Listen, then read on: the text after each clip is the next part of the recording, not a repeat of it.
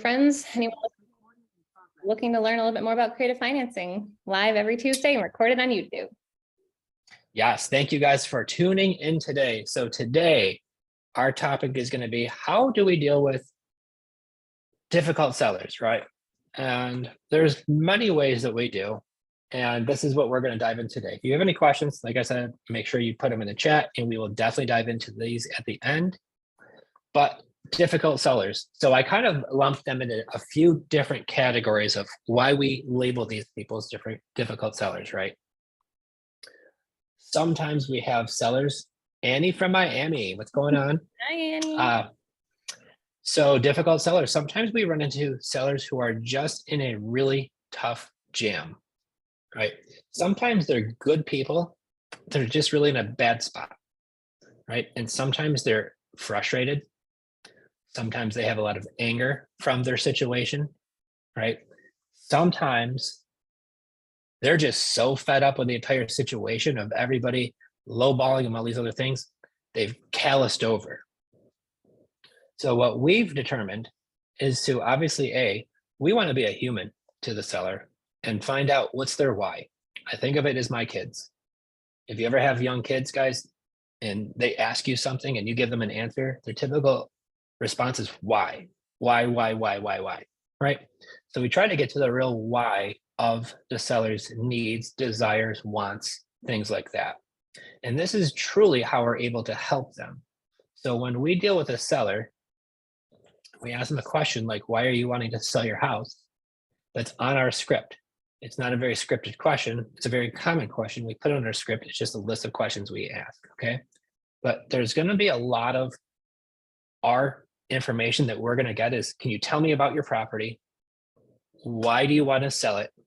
And what's your time frame of selling?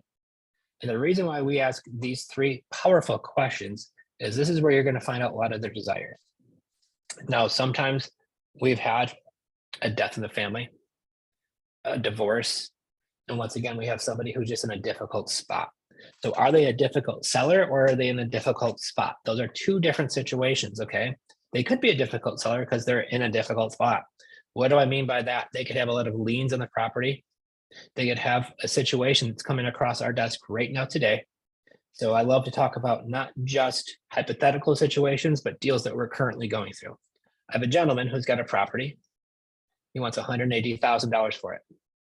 He says he and his partner, I'm not sure if this is a business partner or if it's his ex-girlfriend or whatever it is, but partner, and he no longer get along, are no longer talking. He's open to terms. Allegedly, she would be too if we were in that $180,000 price range. But he says, I'm not talking to her. She's difficult. We no longer talk. We're at odds. I'm thinking of hiring an attorney. So now what are we going to do is we're in a difficult situation with the sellers. I'm going to iron out with the first seller what the terms are. So if we're in the $180,000 range and we take over this $800 payment and we buy it as is and cover all the closing costs. And then what kind of term length will you give me until I have to get you cashed out because they have a bunch of equity? And if he gives me a long enough term, this is where I'm going to share this with his difficult partner and say, I just spoke with John earlier, and he mentioned that you guys both want to sell this property and walk away. And he also mentioned that if we are in the $180,000 price range, that you guys would be possibly open to terms. And the terms I initially talked about with John was, and I guess you request that $180,000 price range, and I'm going to dive into that. He mentioned your payment was $800 a month, including taxes and insurance, right? Principal and interest. And he also mentioned to me that it was good for him for a 10 to 15 year term. So I kind of want to discuss this with you because if this looks good to him and it looks good to you and me, I would put this on paper and we can move forward with the sale of your property to where you two don't need to duke it out. I'll make this easy for all three of us, right? And you two don't have to even talk to each other. But this is how we can make this work for us and for you. So I will promise you guys is when you have these folks who are just in a tough spot, if you can help them solve their problem, there's usually a lot of money on the other side of that.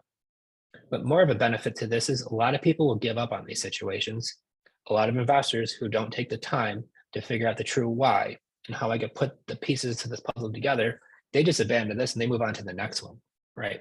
So I try to treat them like a human being.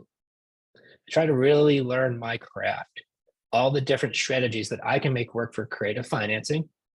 And then by really diving into my craft and knowing all the tools in my toolbox, this is how I can listen to their situation, diagnose kind of what's going on, and figure out what's a good fit for us and them and make that offer, right? So is their property worth 180? I don't even know. Did you look it up at all, Lexi? The 180 property, did we even look that up yet? Nope. So we didn't even look it up yet. But before we dive too far into it, I just kind of want to lay out the initial terms to just make sure we're on the same page. And if it sounds good to him, we'll dive into the details and see if it's a good fit. So talking about a difficult situation. Then on the flip side, we're going to have difficult sellers who are just straight, legit difficult. And I will promise you a couple of things, guys. When we're buying and selling real estate, my whole thing is you're going to want to do business with people who want to do business with you. If somebody's being extremely difficult, where they're just being downright disrespectful, we don't put up with that. Okay. You have to remember one thing. You are the buyers. They're trying to sell you something. You don't owe them anything but respect. That's all you owe them, respect, right? Let me try to buy you something from you. Now, I was in the car business for 20 years, and I can't imagine anybody walking into my dealership where I worked and you get MF'd and yelled at by a salesman because you asked a question about a new Trailblazer. That salesman would not work there very long, I promise you, okay? We're trying to sell you something, so they are too. So when I look at our CRM, I'm reading through these conversations. And guys, some of these people who are trying to sell their house on their own could use a few lessons in salesmanship and how to sell stuff, because how they do it is just beyond me. So part of my training that I received was what happens when you get a message or somebody calls you or you call them and they say, I want to sell 123 Main Street. And the first word out of their mouth is, what's your offer? Anybody have that happen yet? What's your offer? Right out of the gate. So what I try to get into is my job is to collect some information to get you an offer right away. You almost want to write this down. My job is to collect some information about your property so I can get you an offer right away. And then I dive into the first question. Can you tell me about your property? And I get them right through the script. I ask them all the questions, right? And if they start being combative, what's your offer, what's your offer, what's your offer? Well, obviously I would have to get some pictures and probably do a walkthrough. But my question to you, John or Mr. or Mrs. Seller, are you trying to get a fast offer or your best offer? If they keep on jamming it down your throat, what's your offer? What's your offer? What's your offer? Right? And we have that happen too. Now you guys have to remember, I'm not buying a pair of shoes, which even a pair of shoes, you try them on first, right? They're asking you to spend hundreds of thousands of dollars within a split-second decision without seeing photos, without doing a walkthrough, without doing any due diligence. So we want to slow down those people. So how do we slow them down? How do we get them from taking their gloves off because they feel like they're in a boxing match, right? So how do I disarm the situation? It's almost like hostage negotiation. If any of you ever want to learn how to deal with folks who are sometimes hostile, listen to hostage negotiators and how they negotiate really intense situations.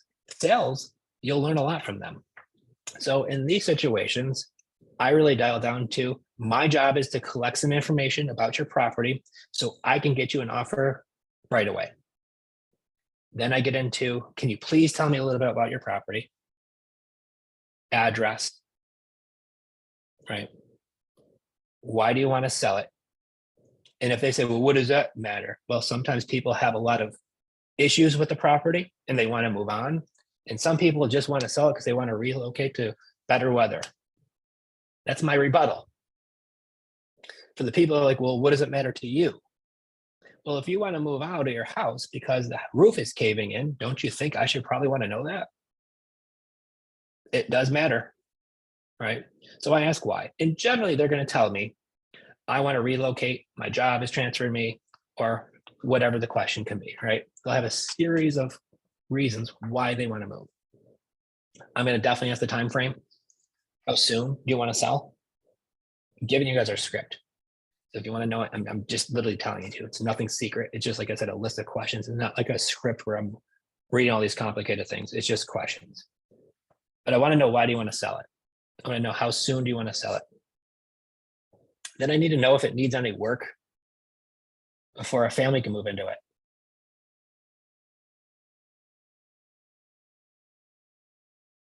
Right? I want to know if they owe any money on it to like contractors. Sometimes, like in Florida, there's a lot of folks who get solar panels put on their house, and they might owe $40,000, $50,000 in solar payments. Or somebody put a roof on their house and they're making payments on that. Or they put new windows on and they have a $139 payment for new windows and they owe that. We have a property where they did like a payment plan on a shed. We have a property, they did a payment plan on a hot water tank. What's our payment on the hot water tank every month, honey? $17.10. And the shed's almost paid off. There you go. The shed's almost paid off. So we just take it all over. But we do ask if there's any amounts owed to that. Right. I ask them if the taxes are current. I ask them what they owe on the mortgage. They're all the questions we ask in that same order.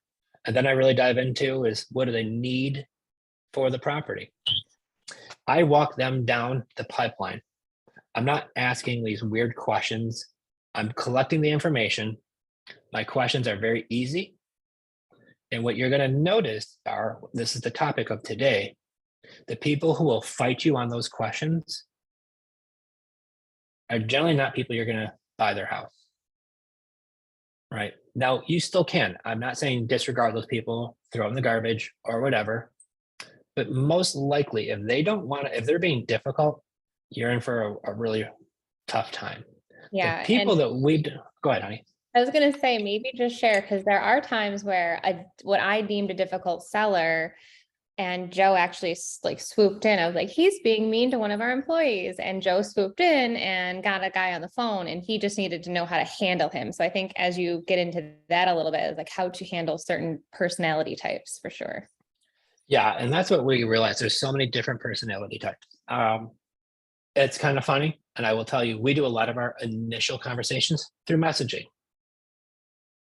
And I don't know if people are just like keyboard warrior-ish, if that's even a word, but they get like all wild on the keyboard. You get them on the phone and they turn out to be the nicest people a lot of the time.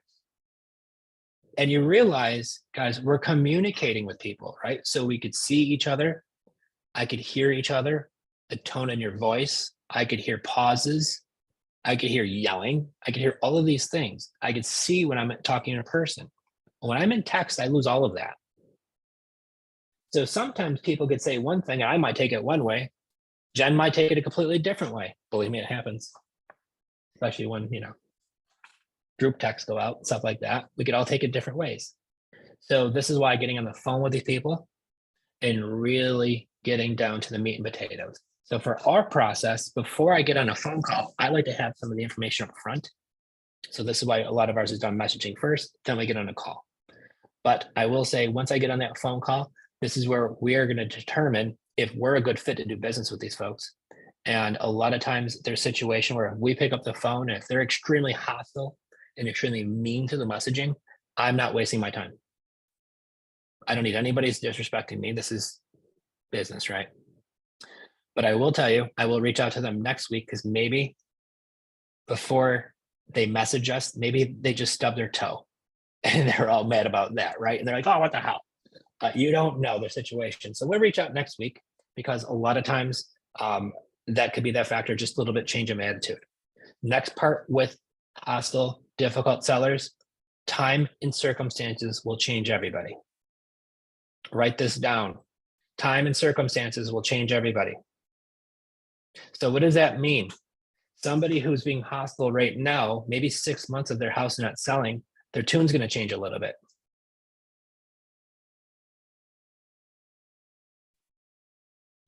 Right?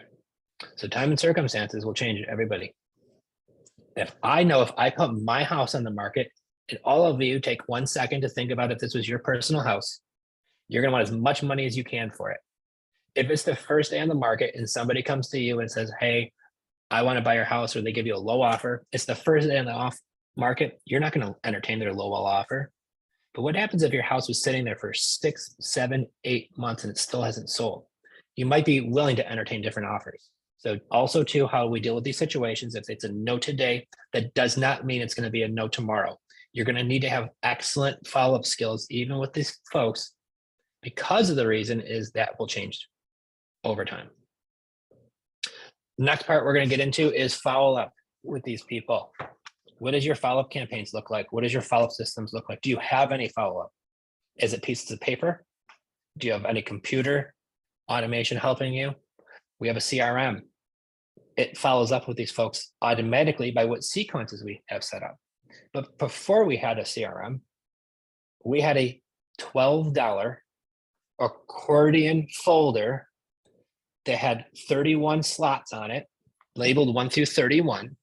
And so if today is the 29th, I'm going to open up number 29. There's all the papers in there that I need to talk to folks today on the 29th. Maybe I talked to them a few weeks ago. They said, call me on Tuesday, the 29th, and that was an appointment. And I put in that slot. Maybe I talked to them 1 month ago and I'm following up with them every 30 days. I could use that 31-day accordion folder. I could fold it up. I could put it in my backpack and take it places. So I can always have it with me if I'm traveling. Super easy, but it costs $12, guys, and it will keep you organized for sure. So do you need a fancy computer system, CRM? It's helpful, but if you're going to follow up the system on your own for $12.50 on Amazon, you guys can't go wrong. It's the accordion style folder. It's got 31 slots numbered for the days of the month. So if it's the first and I'm calling somebody and they say no, I'm going to follow up with them in 30 days. I'll put it in that paper in there for the first. And I know every day I keep going through. First of the month, I go back to number 1 again. And over time, what's going to happen is you're going to put more paper in there. Your folder is going to keep growing, right? And that's the name of it, is you're going to have more leads in there until you get savvy and you want a CRM. But if you're old school paper, you still follow up.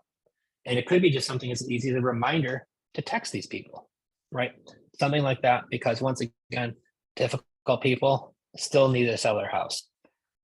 Now, when we deal with folks who are just outright mean, it's simple, guys. I still put them in a follow-up system, but I'm not going to be chasing them down. Now, if we have a seller who is not, and you're going to have the hot and cold, I guess, but with a lot of these difficult sellers too, if you're going to have somebody who's in a situation where maybe you can help them, this is why you're going to want to have these classes and things like that. You could come with leads here and we could talk about these, because some of these situations that you come across, we might be able to look at that situation and figure out some alternative plans for them that could be a win for them. So part of what we're going to do here on Tuesday is, if you guys have deals that you want us to take a look at, bring it. We could talk about it. We could cut it off the recorded line if you don't want it recorded, or if you just want to bring up a situation that maybe you come across, and Joe or Jen, what's the best way to combat a seller like this? That's what we want to do. And then we have the peanut gallery. Okay. You're going to have people who are investors. You're going to have other people who are going to reach out to you, who are going to be complete time wasters. We have a category in our CRM for time wasters. And what do those folks look like? And this is where you want to identify this quickly. People who are just wanting to know what their house is worth. They're in no desire need to sell. They don't have any pain points. They don't have any motivation to sell. They're just trying to talk with you and waste your time. So also too, when we do identify, yes, tire kickers, Wendy is correct. Even if we feel like somebody is a little bit of a difficult situation or difficult seller, if we've talked to them and figure out there's pain, there's motivation to sell, maybe they're just grumpy because they're in a bad spot. So when I do deal with different difficult people, I almost want to categorize them into 2 spots: my tire kickers,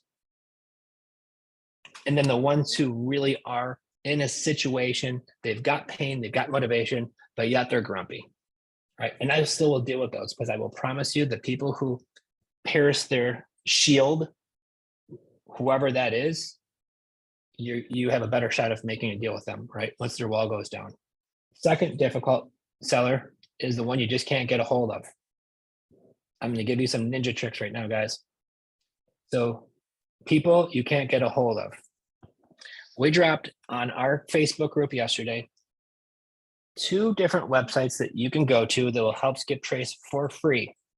It costs you no money to use those services. It's truepeoplesearch.com. I think it's fastpeoplesearch.com are the 2. You could also spend money for skip tracing. We do, if necessary. We found out it's not necessary. Those sites are pretty darn accurate, as crazy as that is. So what's going to happen is if I'm calling somebody, if I'm texting somebody, if I'm messaging somebody. And today we have Lexi in our office. She started with us this week here down in Florida on our acquisition team. And some of the training we went to today is what happens if I'm calling a seller and they're ghosting me, or I'm calling somebody for the first time. What we do is I will call you. If I'm going to call Trace, I'm going to call Trace. He doesn't know me, and I want to know if he wants to take an offer in his house. I will call his phone. What's Trace going to do? He's not going to answer because he doesn't recognize my phone number. Go to decline. I'm going to call him back right away. He sees the same call, decline it again. I'm going to call him back 3 times in a row. Trace hits decline all 3 times. Here's the key, guys. I'm going to not leave him a voicemail.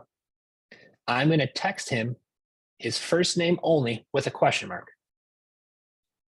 Now imagine you're at home, you're at the gym, you're at work, and some random phone number called you 2 to 3 times in a row, and then you don't answer, they don't leave you a voicemail, and they just text you your first name with a question mark. I don't care who you are, you're gonna be like, who's this? It's gonna drive you crazy. There's no way that you're not gonna respond. So if you want something that works like 99.9% of the time, like almost 100% effective, I will call you 2 to 3 times in a row. I do not leave you a voicemail, and I text you your first name only with a question mark. Once they answer, who's this? I call them right away. Hey, this is Joe. You reached out to our team to get an offer on your property. My job was to follow up with you right away to get you that offer. Sorry for blowing up your phone, but I just wanted to collect some information so I could get your offer over to Jen. Can you tell me a little bit about your property with the address, Jim? And then we get right into it. Right? Is now a good time? And that's how I do it. If I'm going to cold call somebody, sorry for blowing you up, Jim. I just wanted to see if you were interested in getting an offer, or if you were thinking of selling your property on 123 Smith Street anytime soon. My wife and I are looking for a few properties in the area, and I love that street. Are you thinking of maybe selling it soon? Well, I was thinking about it, or nope, lose my number, right? Whatever it is. But my job is one thing, get them on the phone. So how do I get difficult people on the phone? How do I find the difficult people?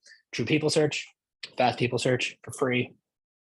Call, text first name, question mark. Get on the phone.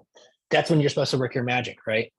So if it's a cold call, I always have the scenario. My wife and I are looking for a few rental properties in the area, and I love Smith Street. Were you thinking of taking an offer on in your house at 123? Or thinking of selling it anytime soon? Rather than just sounding like, I want to buy your house, right? My wife and I are looking for a few rentals in the area, and I love Smith Street. Would you think about or consider selling your house sometime soon or getting an offer on it? Yes, I would. Perfect. Can you give me a little bit of information about the property? I pulled it up on Zillow. I see it's a 3.2 and 1,800 square feet. Does that sound right? Yes, it does. Looks like you've owned it since 2010. Is that right? Yes, I do. Is that your primary residence, or are you renting that out? I'm renting it. Cool. Why would you consider selling it? Because you called? Or maybe he's like, well, I'm tired of being a landlord, right? And I run right through the script, ask the questions, and see if we could formulate an offer for that seller. So these are some of the tips and tricks that we have been doing that have been wildly successful for our team. Even if somebody reaches out to us and they're ghosting us, the next thing that we do, guys, I'm going to give you some of our secret sauce. If you have a CRM, some of you may not. But if you do, we created what's called a psycho sequence. And the reason why we name it a psycho sequence, A, because the name's kind of cool, but B, if you ever had a psycho ex-boyfriend or a psycho ex-girlfriend who just doesn't stop calling you, right? They don't stop. So what happens is if we've talked to a seller, the seller says, yes, I will sell my house. And we say, great, let's get on a call Tuesday at 2:00 to see if it's a good fit. And at Tuesday at 2:00, they don't answer their phone. And I call and they don't answer their phone. I don't want to spend the rest of my day, my week, my month chasing that person down. So what we've done, we created a psycho sequence, and it comes up with a list of things and how often it reaches out to them. And it might be like, hey, Janet, are you still there? Janet, question mark. Janet, are you still there? I want to talk to you about your house. And then they eventually start getting a little bit more like, Janet, did I mess up? I was supposed to talk to you about your house. Did you sell it to somebody else, or are you still, it does that. But I do it to where it's all automated. So if you want to take a lot of the stress out of your lives, if you do have a CRM, make sure that you either know or hire somebody that helps set up your sequences in ways that you want. I want to have a good, solid follow-up system. So if you ghost me when we had an appointment to sell or to talk about selling your property, and I was supposed to talk to you at 2, or we've been chatting about your property and now you're not answering my calls or text messages anymore. I know if I have to leave it up to Joe, or if I have to leave it up to a human to follow up with, we're not going to do as good of a job as if I could put it into a sequence on a CRM. So if you have your follow-up folder, use that, put it in there the next day, put it in there the next day, put it in there the next day, right? But if you don't have that and you have a CRM, let automation do it for you. Set it up to where I will message those people once or twice a day. We're usually about 7 to 10 days in a row. And I'll be honest with you guys, I got a call on a Sunday a few weeks ago from a seller, and she talked to us about selling her home.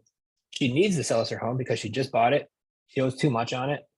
She bought it sight unseen, didn't get an inspection, can't afford the payment anymore, found out there's termite damage done to the house, and it's worth less than what she just paid for it and what she owes on it. So she's thinking I should just give it back to the bank, or we could buy it sub 2. So she's in a situation where she needs to sell it to us because she really doesn't have much other options. And so every time we go to talk to her, she ghosts us. So what I do, we put her in the psycho sequence. And you know what she told me?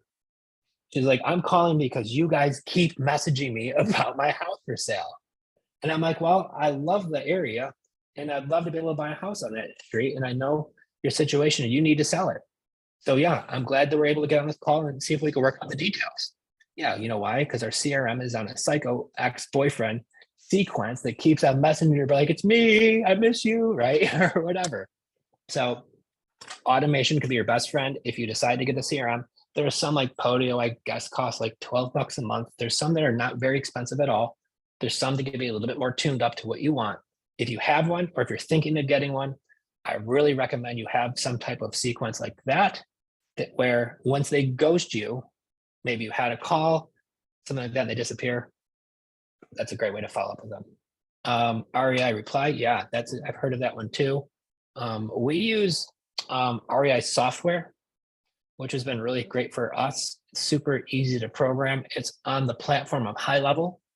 So I think that's been a real, and it's not very expensive. There are a bunch of great ones out there, guys. It's like, it's like a car. Some people prefer a Chevy, some people like Ford, some Toyota. They're all great, right? Find one that you like is important, and one that you can program or have somebody do it for you. And there's a lot of folks who could do it very inexpensively, because I'm not the techiest person in the world, I'll be honest with you. We have somebody on my team named Abby, who's amazing, and she helps us with that. So that's really what I want to dive into today. Your key with these folks, though, to wrap it all back up before we get into the questions, is sales basics 101, guys. Doesn't matter, no matter what, follow up with these people. Follow up is going to be key. As this market continues to decline, which it's going to, one factor that some of us don't know, don't remember, some of y'all are probably way too young to know, but the whole 1980s, interest rates were double digits, guys. for real estate. If you're going to buy a house in the 1980s, real estate was double digits for almost the entire decade. So right now, as our interest rates continue to rise, and they're going to next year too, I just don't think they're going to happen as rapidly as they did this year. The market's still, I believe, going to go down. And I believe it's still going to drop for a while. If you listen to a lot of heavy real estate investors like Grant Cardone, he thinks it's going to be, the worst one he's ever seen in his lifetime. I don't think it's going to be that bad, but nobody knows. Nobody has a crystal ball. I think the one thing though we could all agree on, it's a declining market. We just don't know how far it's going to decline. But I think we could all agree it's definitely going down. So at this point, time is on our side as being buyers. You don't want to be rushed or pressured into a situation to buying a property that's going down in value, right? Unless the terms make sense. So part of my training yesterday with Lexi, who's new to our team here, give her a shout out. Lexi, you want to say hi? So part of the training we went over yesterday, obviously time and circumstances change in everybody's lives, but overpaying for a property if the rest of the terms make sense. So what we did today is we went over cost of entry to make sure that makes sense. So if I have a low cost of entry into a deal, once again, it's cash flowing, has a good positive cash flow, not tight, a solid cash flow. I really want to be a minimum $400 or $500. If it's a net $300 cash flow per at that property, that's probably the least I will do net. But I really want to find properties that I have a low entry fee, good cash flow. The price I could be flexible on is if you're going to give me a long enough term. So even if the market declines right now, guys, we're worried about buying real estate at a high price, knowing it might be worth less. If I don't have to worry about it getting refinanced or cashed out in a short amount of time, then I'm okay. A 10-year term is probably going to be the minimum I'm going to want to go, unless I have some really phenomenal pricing or something like that. So over time, real estate, you're always going to win. So it's a long-term thing. So just remember that when you're negotiating these terms with sellers, if all that makes sense. Yeah, and I think so too, just like you keep saying, a time and circumstance is so important. And, right now they might not need to sell. Seller financing might not be in their head the way they need to go. So just being kind and compassionate and listening to their story is so important, because a lot of people aren't that way, right? They're pushy and they're numbers and they're on to the next one. And when you treat people like humans and really listen to their needs, then that's where I think the magic happens. Absolutely. And that's really what it is we're just getting paid to solve people's real estate problems. Yeah. Pretty freaking cool. And that's what's really neat about what we get to do. So cool. We want to dive into some questions that we have. I don't really think there's many questions yet. People are soaking it. You gave away a lot of secret tips today. So I think people are writing them all down. No, I hope so. Not secret. It's just taking action and getting yourself out there and knowing that, you're going to have some people that are going to tell you some pretty weird things or awful things, but there's going to be a lot more people out there that could really use the help. And if one person could use your help, keep that in mind. That's why we keep going, even after the lovely messages that we get. Teresa has her hand up. Do you want to unmute yourself? I just got your guys' course the other day. I haven't started it yet, but when you guys are sending out, are you guys sending out postcards or letters to potential? Because I think I like single family, but I also like multifamily. And so I was going to target, multifamilies that are pretty large, but were bought, forever, 20 plus years ago. Is there a template in the training, or do you guys ever talk about that as far as what you put in the letter to make it not sound like, oh, we pay cash for your property, like all the other ones that you get in the mail? Yeah. So we have a yellow letter that we send that we have done. We haven't done mailers in a while because we've been doing really well with social media for the last few years, but we still have done letter campaigns, and we're considering doing another one now. So we can share it in our group. It's a very basic letter. I notice what happens is a lot of people overly complicate it and make them way too wordy. You have two objectives with your letters. Get them to open the letter, number one, and not just whip it out like it's some junk piece of mail. Get them to open the mail and then get them to get you on a phone call with them. And then let you work your magic, right? Those are the two biggest lessons that I could say with calls. What I've noticed, and we get a lot of these letters in the mail, these postcards, the guys on there hugging, saying, we want to buy your house, pay cash, right? And there's all very generic. You could literally just stack them up and people throw them out. So part of our training is, I'm gonna drop some secret sauce for you. Thank you for your purchase, by the way. We really do appreciate that. So I'm gonna drop some extra secret sauce for you. We send out a mailer and we could drop the lady's name that we've used. Her name is Christy King. She's also known, AKA, as the Yellow Letter Lady. She is amazing.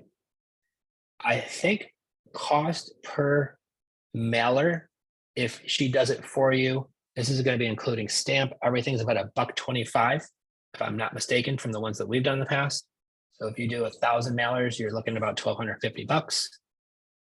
But what this is this is a yellow piece of paper that legitly looks handwritten. It doesn't look like a computer. The red handwriting one? Yeah, it does have red letters on it. Yes. Okay. Yeah, I've used And those. Teresa, this is so good. I had one of my friends call me. She's like, why are you mailing letters to my ex-husband saying that you want to buy my house? And I'm like, I didn't, we're just doing like a mass mailer. She's like, no, it's handwritten by you. And she shows me a picture. And I'm like, I didn't handwrite it. I promise you. She's like, no, look at it, it's handwritten. I'm like, here's 2,000 more of them. I didn't handwrite them. We hired a printer that does this. And we just did a mass mailer. I apologize. And she was like bent for like a while. Now she likes my stuff on Facebook again, but it was like a while she was all mad at me. So the trick into these yellow letters, Teresa, too, is that when we mail them out, two things. We put them in an invitation style envelope. If you look at invitation style envelope, it looks like the envelope size and looks like an envelope that you would get as if you were getting invited to a wedding. The secret trick to that is we put them in that envelope. It looks all handwritten on the outside. And then what we do is we do not do mass mailing. I do a regular old stamp. And what we would do is we would hire our kids when they're 7 years old and 5 years old to put the stamp on the envelope. So if it's not perfectly straight, good. It could be a hair crooked. It looks legit. So when I get this letter in the mail, it looks like handwritten with my name on it, stamp on there, invitation style envelope. Here's the second trick to it. I don't seal the back of the letter. I just tuck it in the back. Your success rate of people opening that letter up and reading it is 100%. And what do you They're think not gonna- like, I don't know what's the word for it, the psychology or whatever around why people open that? Because you think you're getting invited to a wedding. You think somebody's getting married and I'm about to go to a wedding. Who's getting married? You're gonna open this thing up. It's not even sealed.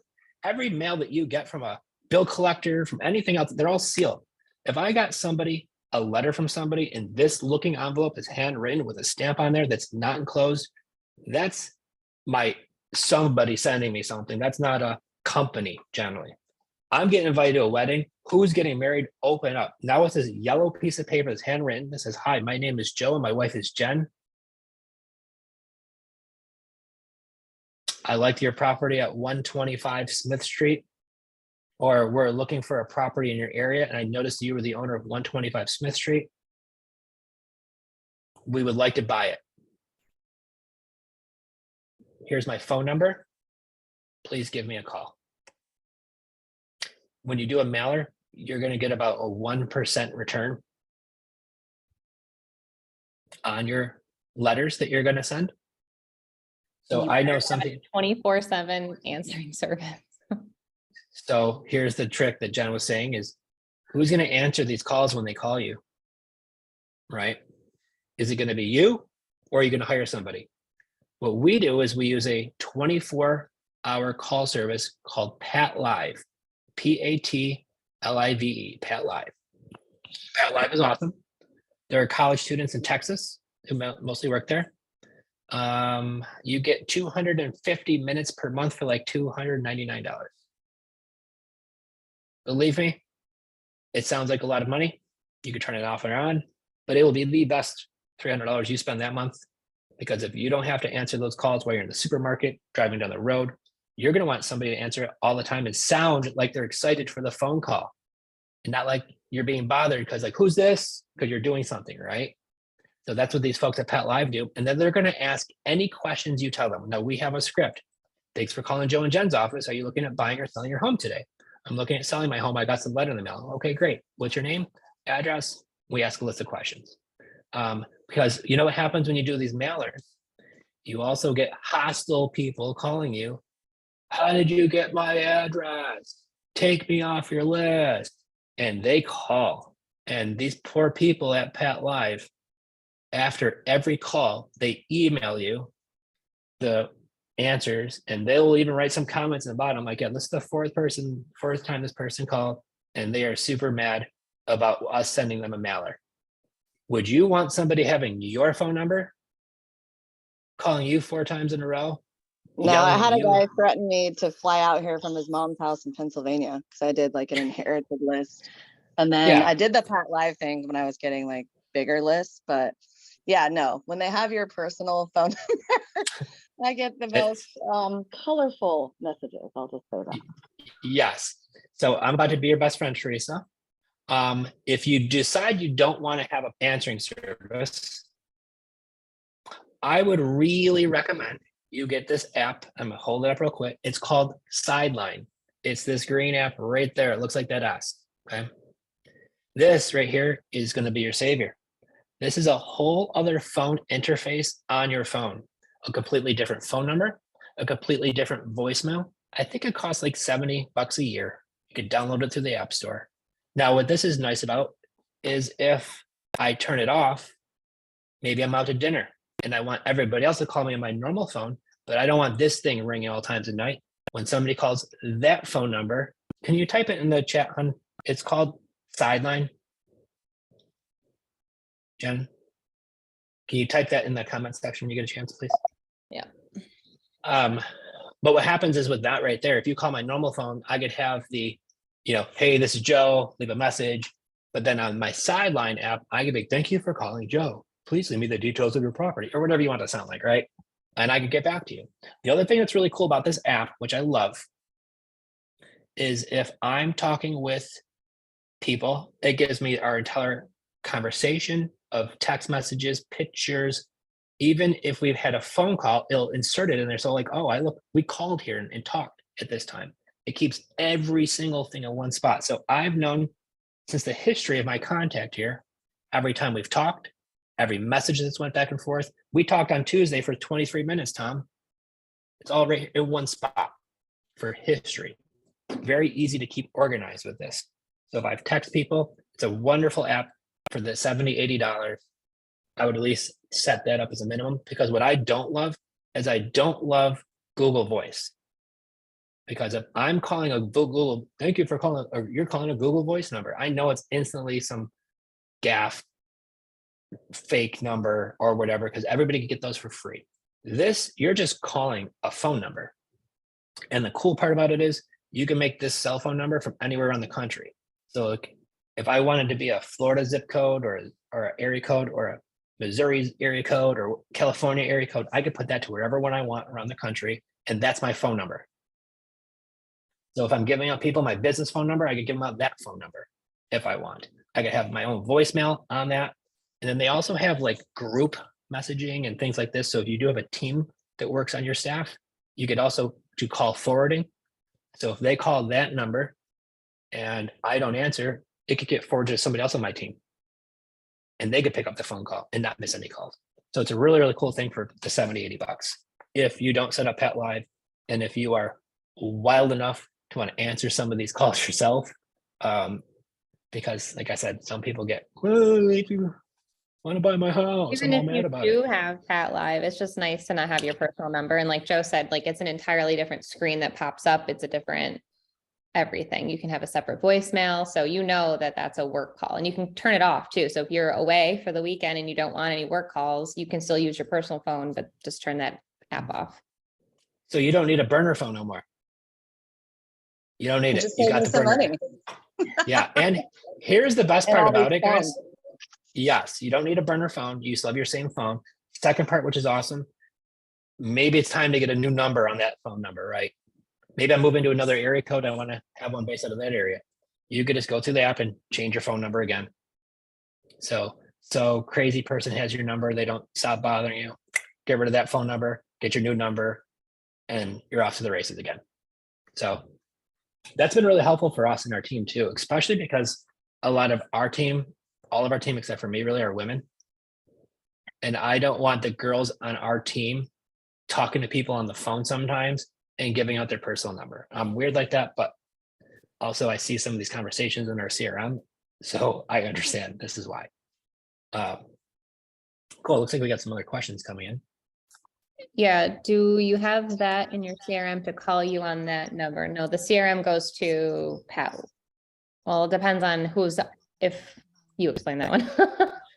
Yes, I will. So our CRM, if somebody calls into our CRM, it's going to forward to whatever acquisitionist is assigned to that seller. And it's going to come in through a designated one phone number, but they will not see our phone number, if that makes sense. So we have a general phone number for our CRM. It's our company line. So if you call our company phone number, it's going to call into our office. And what that means is whoever's assigned to that. So for an example, if Elizabeth on my team is assigned to this seller and that seller goes to call our office phone number, it rings to Elizabeth's phone and she could answer her phone. Oh, this is John. And she could get right into the conversation. It's all recorded through our CRM. If you're not fancy and you don't have a CRM, you could just use whatever. Did you have another more in-depth question? Wendy, you could hop on if you want. What I mean is, like, in my CRM, I do have Google Voice, which I don't like either, but at the time that's what I'm using.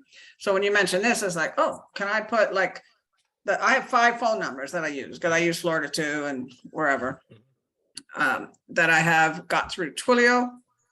Yes. Through REI Reply, right? So can they be put to that app? Yeah, you can integrate it right in there, I believe. Yeah, because I just got approved, you know how you have to do the business profile and all that Yep. with the new rules. So I have all the phone numbers and they're all approved and I've done all that. So that's why I'm wondering, like, can I take those 5 phone numbers I have, and those are the ones that I designate all the time. So, but it kind of goes to a Google Voice when they call, which I don't like because it always says press 1, and I don't like that. I agree. That's why I would integrate something like a Sideline app because it eliminates that. And it just sounds like they're calling your normal phone number. Okay. Because And I then did look at that live a couple of years ago, but I didn't sign up because I just took the calls myself. But Yeah. as you And get if you- busier with the automation, I find it's a lot more busier, right? So, okay. Well, and that's why I love it. But the neat thing about these two, once again, you realize when your phone's ringing by the interface, what comes up, if this is one of these calls, it looks completely different. So if you're out doing things, you're like, oh, this is a work call, I better get this one, or now is not a good time. I know. And that's what I love about this versus like Google Lines. Okay, so if I have a Georgia phone number, it's going to ring as a Georgia phone number. If you have a Florida phone number, it's going to ring your Florida as your Florida phone number, kind of, right? You're going to have one phone number, but it's going to forward all of your 5 phone numbers to this one phone is what I'm thinking. Okay. Just like your Google Voice would do. Okay. Through your CRM, if you're using REI Reply, Yeah. what I believe I do is you're going to be, hey, I buy houses and this is your phone number. And when that phone number rings, it's going to come into your CRM and you should have it all in one central spot. Now, how that comes into you could have that as your own personal number because that's So what I can have it forwarded to my app number. Mm-hmm. Okay. 100%. Yeah. Okay. Yep. And I just wanted to mention, like I put in there, you were talking about postcards and all that. REI Reply did have somebody come in for that. So you just put it through your automation and they do all the work. Pretty cool. Oh yeah, perfect. I didn't know if you guys had that on your CRM.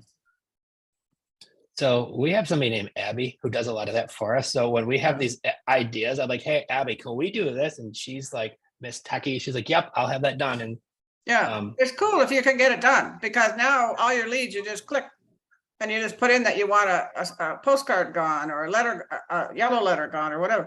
You don't do anything. It's like 54 cents or something. It's not expensive. Once you Is it have really? a company set it up. I think that's what it was. It's so much up to 500. I'd have to go in and check it all out, but I haven't used it yet. But it's pretty I'd be cool. interested in finding more. I'd be interested in hearing more about that. Yeah. Tell whoever works for you to look into it.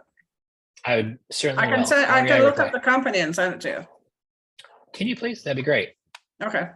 And I'll put you in touch with Abby too. So if you have any tech questions too, she's a wealth of information, this young lady. We should have her on here probably in the next couple of weeks to go over some of our CRM and some of the stuff that we do. Now, do you have workflows on your CRM rather than campaigns? Oh yeah. Okay, because that's what I'm gonna start doing, because mine are all campaigns right now. Yeah, our CRM, we have, I was showing Lexi today, I would imagine, depending on where they are in the process, we have several different sections from, we even broke it down to in our CRM, just so you guys all know, of several different sections of sellers who say no to us with high motivation and pain and low motivation and pain. People who said, no, I won't sell it with seller financing. I don't accept your cash offer.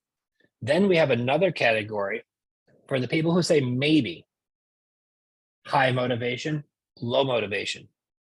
And then the people who say, yes, I will sell it to you on terms or cash with high motivation and low motivation. Why is that?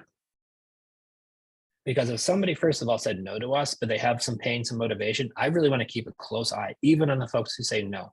Because the art of what we're going to do is 1 out of 100 or 1 out of 75 will say yes. And that's fine. That's going to happen no matter who does this, if you just stick to the system. But how do I convert all the others, all the maybes? That's where you're going to really start taking your game to the next levels, when you get good at converting your maybes, right? And converting your no's. But how do I identify which ones to talk to? I should talk to all of them, but I want to prioritize those on who I should be talking to first and last. So the first ones I'm going to talk to are the maybes who have a high motivation and pain. The second group I'm going to talk to is the people who said no with high levels of motivation and pain. Because honestly, John, a lot of folks, once they hear the benefits of seller financing, sometimes it is a really good fit once they know all the details, and sometimes it's still not, but that's okay. But I want to take a minute to at least figure out if there is some way that it would make a good fit for you and us, because the reason why we could buy with seller financing is I could pay full price for your property. I buy it as is. I could close whenever you want. The sale will never be easier than working with us. And what I'll do is once we close on the property, I take over the payments. I pay the insurance. I pay all the maintenance and repairs. So you're free just to walk away. And the house is sold.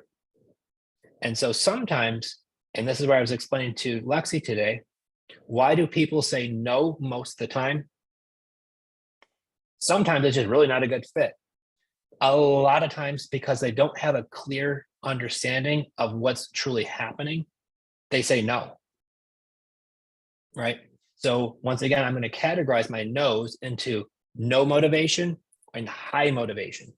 Because those high motivated people who said no, maybe if they did have a clear explanation of how the benefits of seller financing works, I guarantee you some of those you will be able to convert. And that's where you're going to start upping your game to. If you're doing 1 deal a year and you want to do 2 deals a year, look there. If you're doing 1 deal a month and you want to do 2 a month, look in that category. If you're doing 4 or 5 a month and you want to get higher, maybe you find another 1 or 2 deals in that category, guys. Then I'm going to talk to the maybes who have low motivation.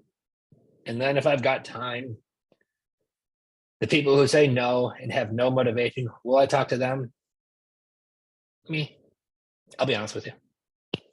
I'd be like, yeah, I call every one of them 50 times, right? And get all fired up. But I'll be honest with you guys, I don't. I'll read the conversation. If they're like, I've got one right now. She wants $650,000 for her house. It was appraised in May for $550,000 when it was a different market in May than it is now. Got appraised for $550,000, but she wants $650,000 for it now. And when I look up the comps, it's worth $475,000 currently. So am I going to be chasing her down to the ends of the world because she wants $650,000 for her house and she's not going to sell it for anything less than that? And she says she'll just sit on it rather than sell it for a lower offer. Do I have any need to call her tomorrow or rush her right away? No. She's going to be in the category. We do have a slot, guys. I'm going to warn you. It's called time wasters. We have a sequence, like psycho sequence, right? We told you about them. We're going to trace them down. Then we have our time waster sequence. And what's time waster sequence? We don't get a hold of them once a week. We get a hold of them once every 30 days. And it goes to something to the tune of, hi, I know we chatted a few months ago about your property that's for sale. I'm still interested in buying. Have you sold it yet, or is it still available? And then when they say it's still available, because guess what? It's gonna be. We say something to the tune of, well, I know the last time we chatted, we talked about an option to pay full price, cover all the closing costs with seller financing. We buy it as is. If you would reconsider that offer, I would love to get on a call and go over the details. Not if you change your mind. If you consider that type of offer, I would love to get on a phone call and go over the details to see if it's a good fit. And if they say, no, I still want my $650 cash, cool. You're gonna get my message in another 30 days. Same thing, right? And that's gonna keep going on. But so what happens is in our CRM at 9:32 a.m., that goes out to 75 of our old leads every day. Every day, that message. So all of our old leads that are sitting in our CRM, because we have like 6,000 of them in there, 75 a day, there it goes. So if I get 20 new leads coming in a day, which we typically do, and this gets blasted to 75 old leads every single day, some of those old leads will say sold. Then I verify that it actually closed, or I ask them that. If it hasn't closed, I still keep them in the sequence. If I look on Zillow and it shows closed, I yank them out. But between my 20 incoming leads a day and between my 75 blasts, out of 75 blasts, 15 will respond, 5 of them sold, 10 are still available. It seems to be the number pretty consistently. So I'm able to turn about 30 conversations a day just from that, new leads and old stuff. And if it gets slow and I want to get more leads, I could turn it up from 75 people a day to 100 or 200 people a day and do that. So magic of CRMs, guys, and they are life-changing. Yes, I do always see if it's sold for sure. Just because it's pending doesn't mean it's going to go through. It's like 25% of sales in Florida right now are going backwards. The sellers are leaving their deposits and canceling the deals. So a part of the deal that we're doing right now in Davenport, Florida, I'll talk about a quick jam. We're closing it tomorrow. We had a seller who sells his house in Florida, beautiful house built in 2005, moves to California, bought his new house in California, has his house sold, right? So we talked to Mr. Seller, no, it's sold, right? 5 days before closing, his seller backs out. Goes back on the market, doesn't sell. The guy hasn't made October's payment, November's payment, or December's payment. He's in a jam now because he's got his new payment, can't afford this old payment, right? And it didn't sell. So just because they say they're sold, guys, they are not always sold. So once again, follow up until you see the closing, because a lot of times what I've seen in my CRM too is people who say they wanted a price, no, it's sold. We do our follow-up with them. Oh, it's still available. So please, please, please, please, please, I give you some really great advice today too. Somebody says it's sold, verify that it is, or ask them the closing date. And if it hasn't closed yet, still follow up with them. With the fortunes and the follow-up, guys, next part, last part, and I'll cut you guys loose today because I have a lot of stuff to do. Make sure you're building relationships with other investors and especially with realtors right now. Realtors did not need us as much as they're going to need us. In the last 2 days, I looked at I had 2 different realtor friends. Steve Trang was one of them, and another realtor here in Florida said when they were renewing their real estate license, subject to was in the training. They're realizing, especially going forward, that if these realtors are going to be helping out some of these sellers, they're going to have a clear understanding of how this works. It's going into their training. Guys, look up Steve Trang if you don't know who he is. He's a huge investor out of Arizona. Go to his Facebook page. He just put it on there, I think it was yesterday or the day before, saying, here I am renewing my real estate license. and they're teaching sub 2 right inside of it. So when we're going to be explaining this to realtors, the last thing that I explain to a realtor too is on a HUD statement, the closing statement, line 203 walks you right through the process. So write that line down if you don't know it. Line 203 on a HUD statement talks about the process of how to buy real estate subject to. So I will tell you the one thing that helps me get over that barrier when I am talking to a realtor, and a lot of realtors just don't understand this, and that's okay. My job is to help them, right? Because not only is their seller in a situation, but that realtor is too. They got to help this seller out, move this property. They want to get paid a little something too, and help their seller out. So how can I make them understand it, guys? Like what I'm talking about, buying this property with seller financing, it's a very common way of doing it. Some people haven't heard about it, but that's why line 203 in the HUD statement, they walk you through the process of exactly how this is done. The minute they hear that, it really takes it all off of you and puts it on, like, here's a clear explanation of how this is handled. And then I let them know it's all done with attorneys who are very familiar with how to do this. So it makes them feel good about it. But these relationships with these realtors, thank you, Trace. Yes, it is. But the relationships that you're going to have with other realtors moving forward are going to be crucial. And I think you're going to find more leads than you're going to be able to handle through there. So once again, if you look at Mike and Jay, one of our students, he's got a hot deal in Arizona right now. How did he find that deal? We just asked him. He says, Joe, I pulled the list that you told me to on PropStream, which is somebody who just bought a house a year or two ago, who has a VA or FHA or VA loan, who currently has it for sale listed on the market. Because if a VA loan, they usually put no money down. FHA loan, they usually only put 3.5% down. If they bought that house a year ago and it's currently already on the market, that means that maybe they really need to sell it. Chances are they probably owe more than what it's worth. That's how he locked up that deal. And that's how now he's going to assign that to another investor and get a nice check from that. So I'm just going over some of the secrets right now that are working, guys, and they're working really great. But I will tell you, it's I still believe the very beginning of it all. It hasn't really kicked off yet. I still have a feeling we're going to see a lot more of this. So as this quarter winds down this year, and then all of 2024, if these rates continue to go up like they're predicting it's going to happen, we're just starting the first quarter of the game. Okay. It hasn't even really got kickoff yet. So with this being the case, if you're talking to sellers in a situation, don't throw that scrap piece of paper out. Keep them, follow up, because if they haven't sold their house through the holidays and it's still April, May next year, like I said, their attitudes are going to change. So that's what I got today. I won't see you guys next week, but we will certainly miss you all. Next week after that, we're going to try to bring something awesome. Maybe we come in Monday. We'll figure it out to be able to touch base. I'll be heading up to Jacksonville for a real estate meetup for the family mastermind. Ron LeGrand will be there. Matt Andrews, they're having a whole big group. I think there's going to be about 20, 25 people. I was supposed to go to the one last month, but Hurricane Nicole going wild down here in Florida. And then they had another one in September.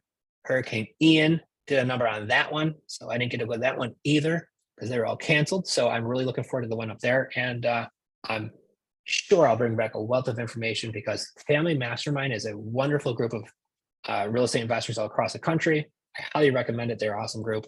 And it's a wealth of amazing people in there. So also too, part of your network, guys, is huge. This is why we do this for free. This is why we love to give back and share what's currently working in our business. I got a lot of stuff to do. I know Jen does too. I know you guys all do too. So I know if I'm going to come live, I want to bring the best of what we have. And what we do is, the currently things that are working in our business and how we're helping sellers turn deals. Because if y'all saw the check we're about to get tomorrow for our assignment check on one of our properties, it's a creative finance deal that didn't work on the MLS, which we'll talk about. Didn't work with the MLS. Cash buyer doesn't work. We negotiate terms that were phenomenal. We have a $40,000 assignment check coming tomorrow on a creative finance deal. And I'm not bragging because you can do it too. And this is why we're coming here to show you how this stuff is done, to set an example and to teach you guys so you guys can make these deals yourselves too. Also too, we want to educate the heck out of you. So maybe you see one of our deals, you're like, hey, I want that one. Well, good. Hopefully we've taught you enough that you understand the process of this. And then maybe you want one of our deals too. So this is why we come here every single Tuesday, guys, is to give back. And I really, truly believe it's not talking hypothetical situations. It's talking about real deals, showing you guys the numbers, showing you how we found the lead, showing you how the whole deal worked out front and back, being 100% transparent. And there are some beautiful deals. There's some ugly crap deals. And there's a whole bunch of stuff going on, but we want to share with you the good, the bad, and the ugly. And that's why we come live every single Tuesday. So we definitely want to make sure. I know I try not to be the braggy type. Back in my old days, I'd have the cool big checks. And then I'm like, man, now we get wires too. It's hard to show. I don't even get the check to them. I'm like, oh, here's my wire. I guess I could do that. But I know I try to be like the silent, but fly underneath the radar. But I will tell you, the value we create are by the terms we negotiate. I'm going to have that probably tattooed somewhere on my body one day if I ever even were to get a tattoo. But the value we create, I know, right? It'd be a heart. The value we create are by the terms we negotiate. If that deal was a big money down deal where the seller needed half down, we would never got that fee, right? If it was a short term, we would have never got that. If they didn't cash flow like crazy, we would have never got that. So we negotiated a great deal. And that's how we're able to get that kind of assignment fee. So no tattoo with a heart that says that inside of it. Maybe a mug. We'll get you a mug or something. That sounds good. Sounds a lot less painful too. Awesome. All right. Well, keep the questions coming. Keep them in your notes section and come with us every Tuesday when we are here. Like we said, next week we'll be at Disney, but we love, like Joe said, coming and giving back to everybody. And we are trying to keep up on Instagram, and we have the Facebook group. And if you want a little bit more, there is more coming. So if you're looking for that, stay tuned. In January, we will have the 6-week coaching session, and that will be a paid event. So if you are looking for more hands-on, a little bit more intimate as far as being able to like ask questions, have a presentation style, and you want more nitty-gritty, we will have that too, because I keep getting a ton of requests for that. And I wanted to say my tech manager kind of did an oopsie. And so if you haven't grabbed the bundle, it's still half off. The website is good until December 1st. Everything is still half off with the codes Black Friday 22. So there's that. But I know guys got, she was supposed to do it till Cyber Monday, and that was it. I asked Jen, and she's like, it's over tonight, last night. I'm like, okay, good. Tonight's the cutoff. And then Abby and our team's like, oops, I accidentally ran into the first. I'm like, okay. Cool, it's so, cool. It's cool. But there's a lot of time, there's a lot of effort that went into those, and we're going to really dive deep, even deeper coming for their January. So I hope you guys are ready. There's going to be a lot of videos, a lot of amazing stuff, all the newest current stuff that we're currently working on, all the stuff that we're even in the forefront. We're going to be breaking out some really cool tech stuff for you guys too. So I can't wait to share. Yeah. So thanks for being here, and we will see you guys not next week, but the week after. All right, guys, we'll set up the event. We'll see you guys then. If there's any topics you want to hear about, please send us a message. And I'd love to touch base with them too. So if there's something that you want to have a topic on, how to work with this, and I love your feedback. So sometimes it's how do we talk with sellers? How are we finding deals? How are we finding leads? What do these conversations sound like? We have a lot of these questions. So if you have some, maybe we'll just do some of our deal recaps so you could show you some real deals that we've worked on. And if you have any topics you want us to share, we love hearing from you guys. So thank you so much for coming today. Send us some messages. I'd love to hear. And we will see y'all in 2 weeks. All righty. Take care, guys. All right, see you guys.